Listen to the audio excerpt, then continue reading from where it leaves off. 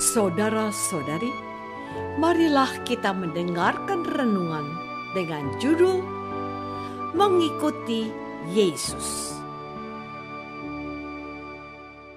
yang berdasarkan pada Injil Markus bab 8 ayat 34. Lalu Yesus memanggil orang banyak dan murid-muridnya dan berkata kepada mereka, "Setiap orang yang mengikuti aku, ia harus menyangkal dirinya, memikul salibnya, dan mengikuti aku." Dalam nama Bapa dan Putra dan Roh Kudus. Amin. Saudara-saudari terkasih dalam nama Tuhan Yesus Kristus. Siapakah orang Kristen itu? Jawabannya sederhana saja. Saya, Anda, dan kita. Mengapa demikian? Karena kita percaya kepada Yesus Kristus sebagai Sang Juru Selamat kita dan dunia. Atas dasar itulah kita diterima dalam keanggotaan gereja dengan ditandai oleh menerima sakramen baptis. Dengan dibaptis, seseorang menjadi milik Kristus dan dididik serta berusaha untuk menyerupai Kristus. Bahasa mudahnya, hidup seperti Kristus Yesus, mendengarkan Dia, meneladan Dia, dan bersekutu dengan Dia. Kesimpulannya, dengan dibaptis kita mengikuti jejak Tuhan Yesus Kristus. Pewartaan gereja hari ini mengingatkan kita akan hal itu. Tuhan Yesus memanggil orang banyak dan murid-muridnya dan berkata, "Setiap orang yang mengikuti aku, ia harus menyangkal dirinya, memikul salibnya, dan mengikuti aku." Yang dipanggil untuk mengikuti Yesus bukan hanya murid-muridnya, melainkan semua orang yang dapat mendengarkan firman Yesus, yang buka telinga dan hatinya untuk sapaan Yesus, untuk mengikuti Yesus. Saudara-saudari terkasih, panggilan dan ajakan Yesus itu ditujukan kepada semua orang, termasuk saya dan Anda. Ada 3 hal yang patut menjadi perhatian kita, bahwa untuk mengikuti Yesus dibutuhkan komitmen, siap menyangkal diri, siap memanggul salib, dan siap mengikuti Yesus. Mengapa harus menyangkal diri? Apakah diri kita ini tidak penting? Tentu saja bukan itu maksudnya. Intinya kita harus lebih mengutamakan kepentingan Tuhan Yesus, melebihi segala sesuatu yang kita anggap penting. Apa itu yang kita anggap penting? Keluarga? Tentu ya. Harta kekayaan? Siapa menyangkalnya? Nama baik dan kehormatan? Siapa tidak mencarinya? Nyawanya? Siapa yang tidak berusaha memelihara hidup sehat dan memperpanjang hidupnya? Disinilah ujian pertama ketika orang mau mengikuti Yesus. Ia harus menomorduakan semuanya yang baru saja saya sebutkan. Tuhan Yesus mau supaya kita mengasihi Dia melebihi ayah dan ibu serta sanak saudara kita, supaya kita menjual harta lalu mengikuti Yesus, sebagaimana ditantangkan pada seorang pemuda kaya yang mau mengikuti Yesus. Dan firman-Nya, barang siapa kehilangan nyawanya karena aku dan karena Injil, ia akan memperolehnya kembali. Dan aku akan memberikan kehidupan yang kekal kepadanya. Yang terpenting dalam mengikuti Yesus adalah mendahulukan kepentingan Yesus. Saudara-saudari terkasih, mengikuti Yesus juga memerlukan suatu komitmen yang tegas dan teguh dalam menghidupinya.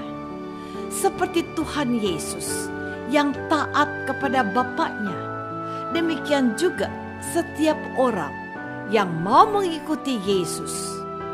Tuhan Yesus selalu minta kepada Bapaknya ini, bukan kehendakku ya Bapa yang terjadi, melainkan kehendak-Mu lah yang terjadi. Itulah inti seruan doa Yesus ketika ia berdoa kepada Bapaknya di Taman Getsemani sebelum ia ditangkap dan diserahkan kepada pemuka-pemuka agama Yahudi. Orang-orang Farisi, ahli-ahli Taurat, dan kaum Saduki. Tuhan Yesus itu seperti seekor anak domba yang digiring ke pembantaian. Ia tidak berontak dan ia tidak melawan, karena ia hanya mau menaati kehendak Bapaknya. Ia menerima hukuman mati orang-orang yang membencinya. Ia dihakimi, ia dicaci maki, ia diludahi, ia disiksa dan dirajam. Ia dipaksa memanggul salibnya ke bukit Golgota, dan di sanalah ia disalibkan dan menyerahkan nyawanya. Katanya, "Ya Bapa, ke dalam tangan-Mu kuserahkan nyawaku."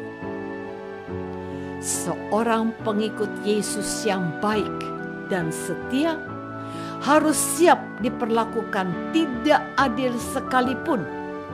Seorang Kristen harus siap menapaki jalan salibnya seperti sudah dicontohkan oleh Tuhan Yesus. Contoh yang paling jelas dapat kita jumpai dalam Alkitab adalah kematian Santo Stefanus yang dirajam karena imannya kepada Tuhan Yesus.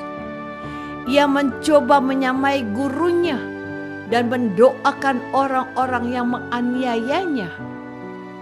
Tuhan, ampunilah mereka. Kita dituntut untuk setia mengikuti Yesus dengan memanggul salib kita setiap hari. Ya, sampai ajal menjemput kita.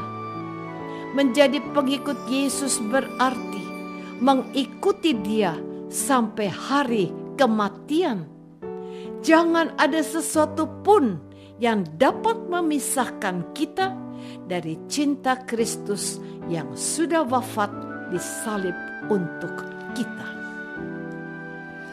Saudara-saudari terkasih, puncak dari semuanya itu adalah mengikuti Yesus dalam segala situasi dan keadaan.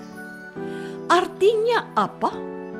Kita mengizinkan Tuhan Yesus berjalan di depan kita. Kita menyediakan telinga dan hati kita untuk mendengarkan firman-Nya. Kita membuka jiwa kita untuk dibentuk oleh sabdanya. Kalau kita menempatkan Tuhan Yesus ada di depan kita, maka kita tidak memiliki kesempatan untuk berpaling kepada yang lain kecuali Yesus. Yesus akan selalu menjadi pedoman dan tuntunan yang akan membawa kita kepada kebahagiaan. Kita akan menjadi domba yang selalu diberi cukup makanan dan minuman. Kita akan menjadi carang anggur yang menghasilkan buah untuk kehidupan, kita akan menjadi hamba yang baik, yang siap melaksanakan tugas yang Tuhan berikan kepada kita. Kita membuka telinga dan hati kita akan firman-Nya dan membiarkan diri kita dibentuk oleh sabdanya. Hanya dengan cara seperti itu, kita dijadikan kudus untuk mendekati kesempurnaan Bapa di surga. Matius bab 5 ayat 48. Inilah kerinduan Tuhan Yesus untuk kita. Di mana aku berada, di situ pun kamu harus berada. Itulah juga mimpi indah kita sebagai orang beriman, bersekutu dengan Yesus sekarang dan selama-lamanya. Apakah aku sudah mengupayakan kesetiaanku dalam mengikuti Tuhan Yesus? Marilah kita berdoa. Bapa yang Maha Baik, menjadi pengikut Tuhan Yesus memang tidak mudah. Namun kami berjanji untuk setia hanya kepadanya saja. Bantulah kami untuk memikul salib kami hari ini dan sampai ajal kami. Demi Kristus Tuhan dan pengantara kami. Amin.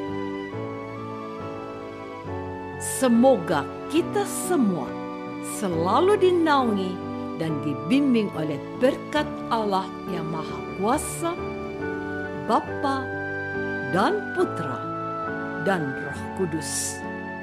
Amin.